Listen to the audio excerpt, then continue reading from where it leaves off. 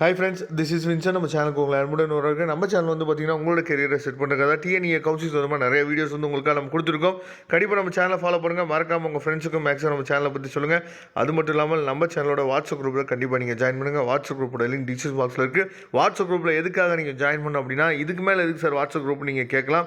அதாவது இதுக்கு மேலே தான் வாட்ஸ்அப் குரூப் ரொம்ப உங்களுக்கு யூஸ்ஃபுல்லாக இருக்க போது. ஏன்னா இன்ஜினியரிங் சம்மந்தமாக நிறைய இம்பார்ட்டன்ட் கொஸ்டின்ஸ் உங்களுக்காக நம்ம அப்லோட் பண்ணுவோம். அது வந்து உங்களுக்கு ரொம்ப யூஸ்ஃபுல்லாக இருக்கும் நீங்கள் படிக்கிறதுக்கு. சரியா? அதனால் கண்டிப்பாக நீங்கள் வாட்ஸ்அப் குரூப்பில் ஜாயின் பண்ண மறந்துடாதீங்க. ஓகே ஃப்ரெண்ட்ஸ், அதாவது நம்ம டெய்லியுமே காலைல 8 மணிக்கு என்னாச்சு பார்த்தீங்கன்னா இன்றைக்கி கலந்தாய்வில் என்ன அப்டேட் அப்படிங்கிற விஷயம் வந்து உங்களுக்காக நம்ம கொடுத்துருக்கோம். கண்டிப்பாகவே நம்ம சேனலை ரெகுலராக நீங்கள் ஃபாலோ பண்ணியிருந்தீங்க அப்படின்னா நம்ம சேனல் கண்டிப்பாக உங்களுக்கு ரொம்பவே யூஸ்ஃபுல்லாக இருக்கும்னு நினைக்கிறேன் உங்களோட கவுன்சிலிங்க்கு.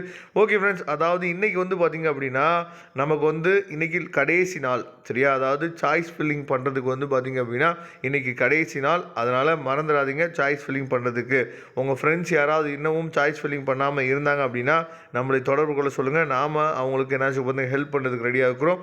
அதனால் இன்றைக்கி வந்து பார்த்திங்க அப்படின்னா சாய்ஸ் ஃபில்லிங்கில் கடைசி நாள்.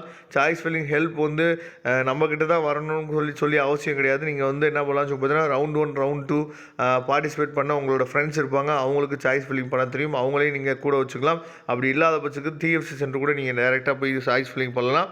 அப்படி இல்லை அப்படின்னா நீங்கள் நெட் சென்டரில் போய் பண்ணாதீங்க. நெட் சென்டரில் நீங்கள் என்ன கொடுக்குறீங்களோ, நீங்கள் என்ன சொல்கிறீங்களோ அதை மட்டும் தான் என்னாச்சு பார்த்தீங்கன்னா சாய்ஸ் ஃபில்லிங் போட்டு கொடுப்பாங்க. சரியா? ஒரு ஆலோசனை கொடுத்து சாய்ஸ் ஃபில்லிங் போகிறதுக்கு அவங்களுக்கு தெரியாது. அதனால தான் நீங்கள் வந்து சாய்ஸ் ஃபில்லிங் ஹெல்ப் வேணும் அப்படின்னா நம்மளை தொடர்பு கொள்ளுங்கன்னு சொல்கிறதுக்கு காரணம் வந்து அதுதான்.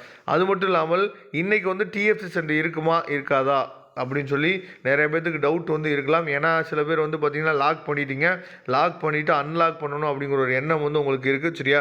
அதனால் டிஎஃப்சி சென்டர் போய் என்ன பண்ணலாம்னு சொல்லி பார்த்தீங்கன்னா அன்லாக் பண்ணிக்கலாம். எந்த பிரச்சனையும் இல்லை.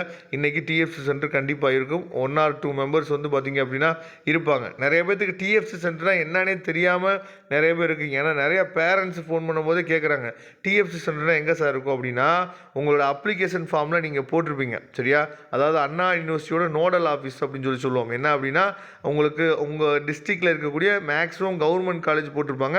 அப்படி இல்லைன்னா கவர்மெண்ட் எய்டட் காலேஜ் போட்டிருப்பாங்க. இல்லைன்னா ஒரு ப்ரைவேட் காலேஜ். அதாவது நீங்கள் அப்ளிகேஷன் போடும் போதே ஒரு காலேஜ் வந்து செலக்ட் பண்ணியிருப்பீங்க. அந்த காலேஜில் தான் நம்ம என்னாச்சு பார்த்தீங்கன்னா போய் நம்ம என்ன என்கொயரி, அதாவது நீங்கள் சப்போஸ் உங்களுக்கு வந்து சர்டிஃபிகேட் வெரிஃபிகேஷன் அப்போல்லாம் கூப்பிட்ருப்பாங்க. சரியா?